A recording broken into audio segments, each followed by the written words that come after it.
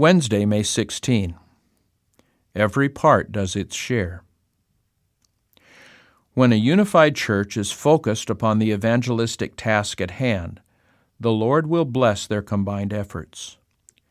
A careful study of the Bible will reveal how much of the New Testament was written to show Christians how to live and work together in harmony. One another passages are scattered thickly throughout its pages.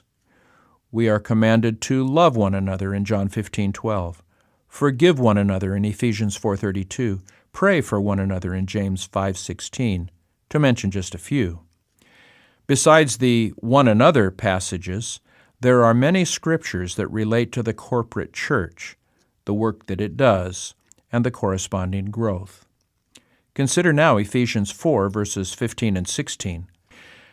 How does working together contribute to growth and edification of the church? Here's the text. Speaking the truth in love, we may grow up in all things into Him who is the head, Christ, from whom the whole body, joined and knit together by what every joint supplies, according to the effective working by which every part does its share, causes growth of the body for the edifying of itself in love. Paul tells us that it is God's will that we grow into Jesus Christ. This shows that we are all on a spiritual journey, and to a degree, it is our own spiritual journey. However, the text explains that each individual's growth will affect the growth of the body, both numerically and spiritually. As believers grow into Christ, something happens that is wonderful, even supernatural. They are joined and knit together through their personal contributions to the church as a whole. Optimum effectiveness of any church is achieved when every part does its share.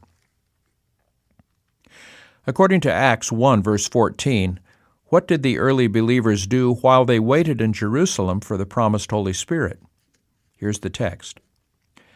These all continued with one accord in prayer and supplication, with the women and Mary, the mother of Jesus, and with his brothers. It was not until the Holy Spirit had come upon the early believers that they were ready for the task of fulfilling the gospel commission. This group, numbering about 120, were united in prayer and continued in prayer.